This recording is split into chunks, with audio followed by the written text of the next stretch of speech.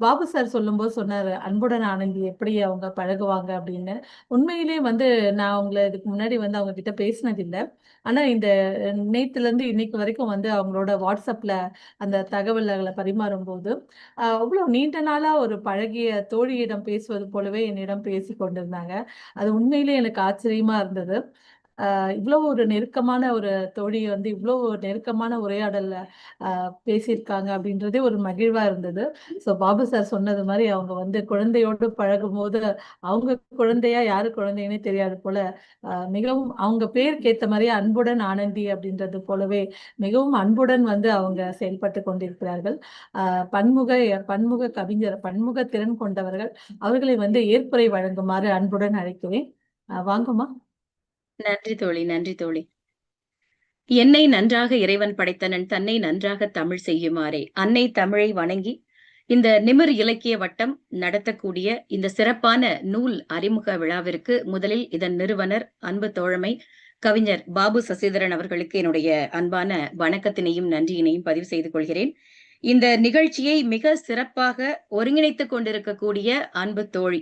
ரொம்ப அழகா அந்த "செல்லமே செல்லமே என்றாயடின்னு" ஒரு பாட்டுல வரும். அந்த மாரி மென்மையா, யாருக்கும் வலிக்காம நான் அன்பா அப்படியே அவரோட மென்மையா அவருடைய குரல், ரொம்ப தெளிவான ஒரு பேச்சு, நிகழ்ச்சியை ஒரு அன்போடு அரவணைத்து ஒருங்கிணைக்கும் பாங்கு.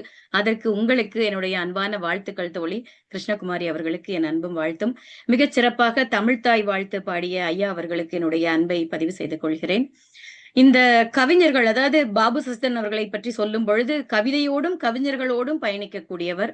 அந்த சக கவிஞர்களையும் படைப்பாளர்களையும் ஊக்குவிக்கக்கூடியவர். அவர் சொன்னது போல, அவரை அறிந்த நாள் முதல் எங்களுடைய நட்பு அதே கோணத்துல தான், அந்த தமிழ் சார்ந்து தொடர்ந்து அன்று முதல் நாள் சந்திக்கும் பொழுது எப்படி அந்த நட்பு உணர்வு இருந்ததோ, அதே உணர்வோடு இங்க அமெரிக்காவுக்கு நம்ம வீட்டுக்கும் அவங்க வந்திருந்தாங்க. அததான் அவங்க சொல்லிட்டு இருந்தாங்க. என்னுடைய பிள்ளைகளுடைய ஓவியங்கள் எல்லாம் பார்த்தாரு அப்படின்னு. அத பத்தியெல்லாம் இங்க நினைவு கூர்ந்தது மகிழ்ச்சி. ஆ அவர் சொன்னது போல, அந்த ஒண்ணே ஒண்ணு மட்டும் நான் மாறுபடுறேன். பெண்களுக்கான சுதந்திரம் யாரும் எங்களுக்கு கொடுக்க தேவையில்லை. அது யாரு முதல்ல சுதந்திரம் கொடுப்பதற்கு அவர்கள் யாருன்னு தான் நான் கேள்வி கேட்பேன். ஏன்னா, நீங்க சொன்னீங்க இல்லையா, உங்க கணவரும் என்னுடைய குழந்தைகளுக்கும், எங்களுக்கும் சுதந்திரம் குடுத்துருக்காங்கன்னு சொல்லிட்டு, நான் சொல்லக்கூடியது என்னன்னா, சுதந்திரத்தோட தான் நம்ம பிறக்கிறோம். அத சொல்லுவாங்க இல்லையா, கண்ணாடி மேல தூசி மாதிரி அத அவனுக்கு வலிக்காத மாரியே அடிக்கணும் அப்படிங்கிற மாதிரியே வச்சிருக்காங்க எல்லா வீடுகள்லயும். அதை முதலில் பெண்கள் உணர்ந்து கொள்ள வேண்டும் என்கிறதா என்னுடைய கருத்தா நான் இங்க வைக்கிறேன். அன்பு தோழருக்கு என் வாழ்த்தும் நன்றியும். அடுத்ததாக நான் சொன்னது போல நெறியோடு நெறியாழ்கை செய்த, அதாவது ஒரு தமிழோடு விளையாடி சிறப்பாக களமாடிய கிருஷ்ணகுமாரிக்கு என் அன்பை பதிவு செய்து, நூலேணி பதிப்பக உரிமையாளர் என் அன்பு தோழர் கன்னிக்கோவில் ராஜா அவர்களுக்கு என்னுடைய பணிவான அன்பும் வணக்கமும். ஏன்னா, ராஜா அவர்களை சந்தித்ததிலிருந்து என்னுடைய பயணத்தில் பெரும் மாற்றம். அவர் எனக்கு நெறைய விஷயங்கள்ல வழிகாட்டியா இருந்திருக்கிறாரு. நான் ஒரு கவிதை ஒரு வழியில போயிட்டு இருப்பேன்.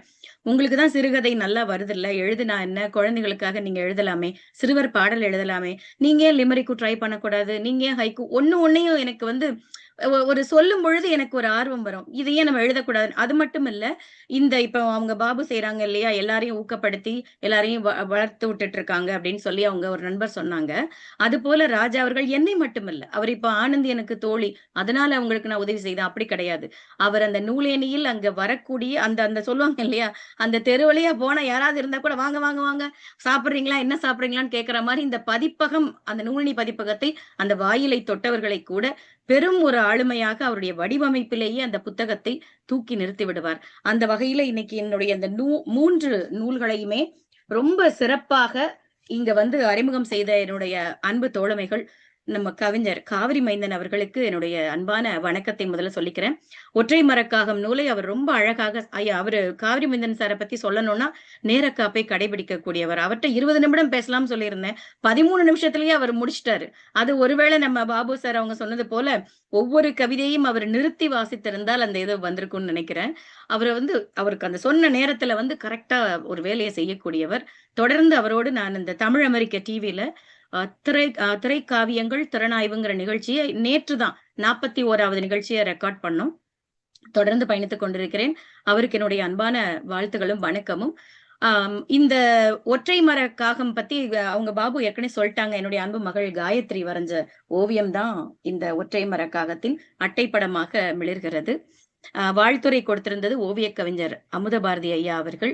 மிகச் சிறப்பாக இந்த 3 நூல்களையும் வடிவமைத்தமைக்கு கன்னிக்கோயில் ராஜா அவர்களுக்கு இந்த நேரத்தில் என்னுடைய அன்பையும் வாழ்த்தையும் பகிர்ந்து கொள்கிறேன். அது மட்டுமல்லாமல் இந்த நூல் அமெரிக்காவிலிருந்து வெளிவந்த முதல் ஹைக்கூ நூல் என்ற பெருமையை தாங்கி வந்தது. வரலாற்றில் ஒரு இடம் பதித்ததுங்கிறது எனக்கு கூடுதல் மகிழ்ச்சி. அடுத்த நூலை வந்து இங்க சிந்துஜா, என்னுடைய அன்பு தோழி, சமீபமா இந்த 2 வருடமா என்னோடு பயணிக்கக்கூடியவர். அவரும் அழகாக இப்பொழுது கவிதைகள் நிறைய எழுதி வருகிறார். சோர்விலாள் பெண்ணு பார்த்த உடனே நான் கேட்டேன். நிறைய புத்தகங்கள் அனுப்பியிருக்கேன். உங்களுக்கு பிடிச்சத நான் எப்பவுமே என்னுடைய வழக்கம், யாரையுமே நான் வந்து நீங்க இதுதான் செய்யணும்னு கட்டாயப்படுத்துறது இல்ல. அவர்கள் போக்கிலேயே விட்டு விடுவதுதான் என்னுடைய வழக்கம். அவங்க சொன்னேன், நான் எந்த நூல்னாலும் பேசுங்கன்னு. அவங்க தோழி எனக்கு சோர்விலாள் பெண் ரொம்ப பிடிச்சிருக்கு, நான் அதை எடுத்துக்கிறேன்னாங்க. மிக்க மகிழ்ச்சி. ஏன்னா இந்த புத்தகத்தினுடைய முக்கியமான ஒரு விஷயம் என்னன்னா, திருக்குறளில் அறத்துப்பாலை தன்முனை கவிதைகளாக நான் எழுதியிருந்தேன். அத வந்து ரொம்ப சிலாகிச்சு பேசின நம்முடைய தோழிக்கு என்னுடைய அன்பும் வாழ்த்தும். குழந்தைகள், அதாவது இளைய தலைமுறையினருக்கு தமிழை கடத்துவது. நான் இங்க இப்ப அமெரிக்கா வந்து கிட்டத்தட்ட இந்த வருடம் டிசம்பர் மாதம் வந்தா 30 வருடங்கள் நிறைவாகிறது. என்னுடைய கனவு, ஏக்கம், ஆதங்கம் எல்லாமே இங்கே வளரக்கூடிய பிள்ளைகளுக்கு தமிழை கடத்துவதற்கு என்னால் ஆன ஒரு சின்ன ஒரு பங்கு, ஒரு துளி பங்காதான் நான் இத பாக்குறேன். அப்போ அது வந்து ஒரு குழந்தைகளை சார்ந்து நான் யோசிக்கும் பொழுது, அவங்க சொன்னாங்க இல்லையா, கிருஷ்ணகுமாரி அவர்கள் சொன்னாங்க, தோழியரும் சொன்னாங்க. 5 வயது குழந்தைக்கு கூட புரியிற மாரி எளிமையான தமிழ். செந்தமிழ்ல வருக, இங்கு வந்து அமர்கன்னா தெரிச்சு ஓடி போயிருது பிள்ளைங்க. ஏன்னா, செந்தமிழ்ல பேசினா நான் ஏதோ ஒரு மொழியில பேசுறேன்னு அவங்களுக்கு புரிய மாட்டேங்குது. அப்போ எளிய தமிழில் தமிழை பேசும் பொழுது அவர்களுக்கும் ஆர்வம் வரும். அந்த ஒரு கோணத்துல தான் நான் வந்து குழந்தைகளுக்காக இத எழுதினேன். அடுத்த நூல் வந்து நம்ம இது மட்டும் இல்லாம "வான்மழையே வா, இசைப்பட வாழ்வோம் வா". இது 2மே வந்து சிறுவர் பாடல்கள் நூலாகவும் நான் எழுதியிருக்கிறேன். நம்ம அவங்க தோழர் சொன்னாங்க, சசிதரன் சொன்னாங்க, ஒரு ஐயாக்கு அனுப்பி வைக்க சொன்னாங்க. கட்டாயம் நான் உங்களை தொடர்பு கொண்டு அவர்களுக்கு அனுப்பி வைக்கிறேன். அடுத்ததா பரிமளா தேவி அவர்கள் நெல்லையப்பர் வீதி. எனக்கு அது மனசுக்கு ரொம்ப ரொம்ப ரொம்ப நெருக்கமான ஒரு நூல் தான் அதுவும். இந்த சோர்விலாள் பெண்ணும் உங்களுக்கு காமிச்சுட்டேன். இருந்தாலும் நான் காமிச்சிடுறேன். அடுத்து நெல்லையப்பர் வீதி. அதே வீதி, அதாவது தாமிரபரணி ஆற்று தண்ணீரை குடித்து, அங்கே அந்த ஆற்றில் விளையாடி, அந்த நெல்லையப்பர் வீதியிலேயே வளர்ந்தவள். அப்போ இந்த ராஜா அவர்களுக்கு இந்த நேரத்தில் நான் நன்றி சொல்லியே ஆகணும். ஏன்னா அவர் தான் சொன்னாரு, "உங்க ஊர் சார்ந்து ஏன் நீங்க ஒரு நூல் எழுதக்கூடாது?" அப்படின்னு சொல்லி. சொல்லணுமா நமக்கு ஊர பத்தி பேசணும்னா?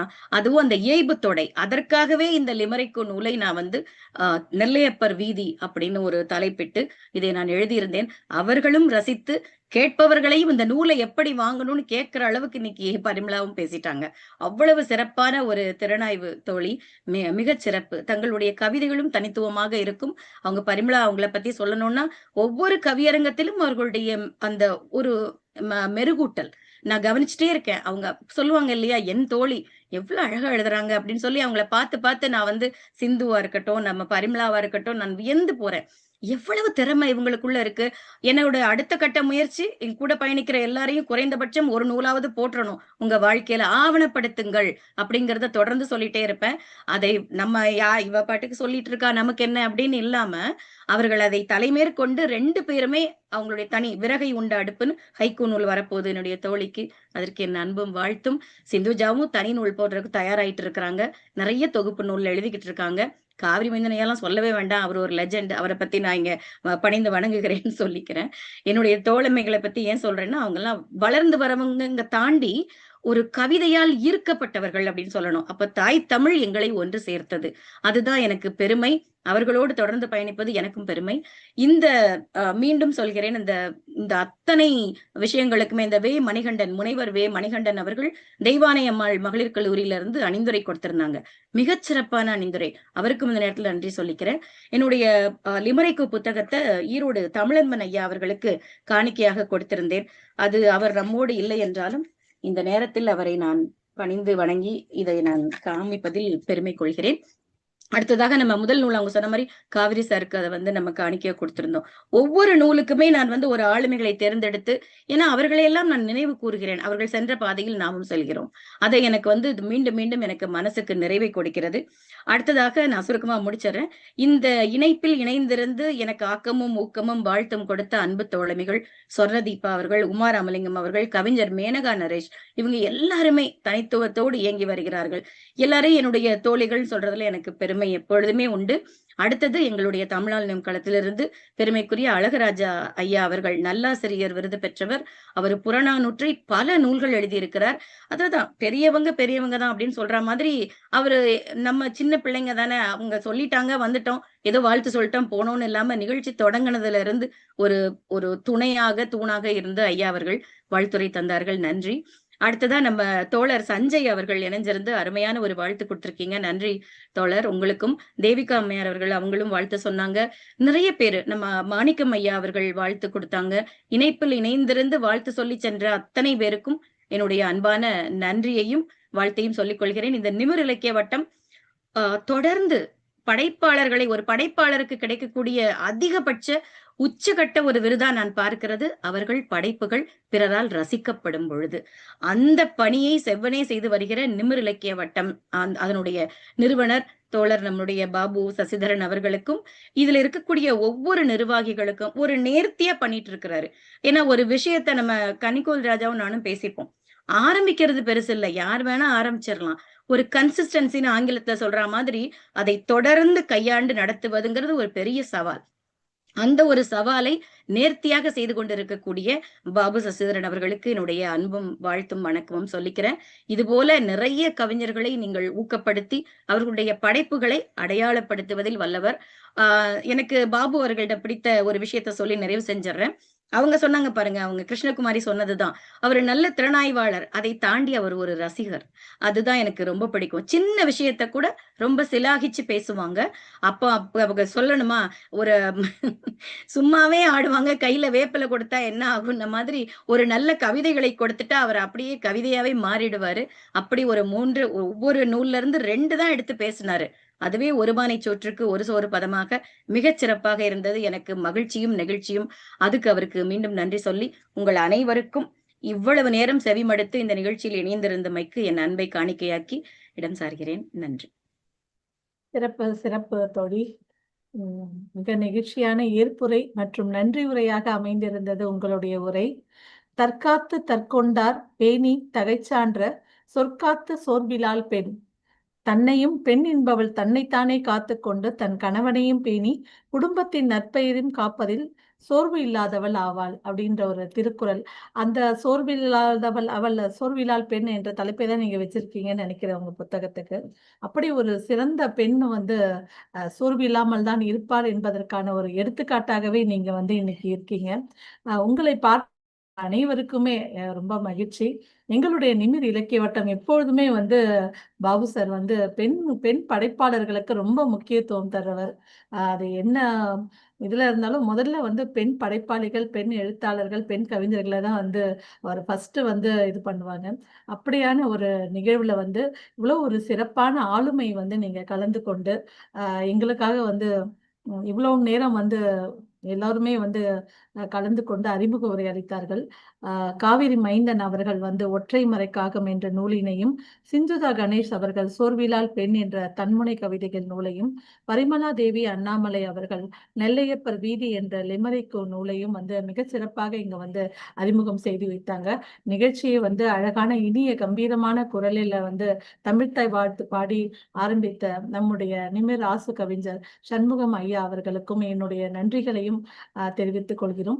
தொடர்ந்து அறிமுக வாற்றிய 3 ஆளுமைகளுக்கும் மற்றும் நிகழ்வில் கலந்து கொண்டு வாழ்த்துரை வழங்கிய அனைத்து ஆளுமைகளையும் வந்து நாங்க இங்க நன்றி கூறுகிறோம். இந்த நிகழ்ச்சியை ஒருங்கிணைத்து நமக்காக இன்றைக்கு அளித்த பாபு சசிதரன் அவர்களுக்கும் உங்கள் அனைவரின் சார்பாக நன்றிகளையும் வாழ்த்துக்களையும் தெரிவித்துக் கொள்கிறேன்.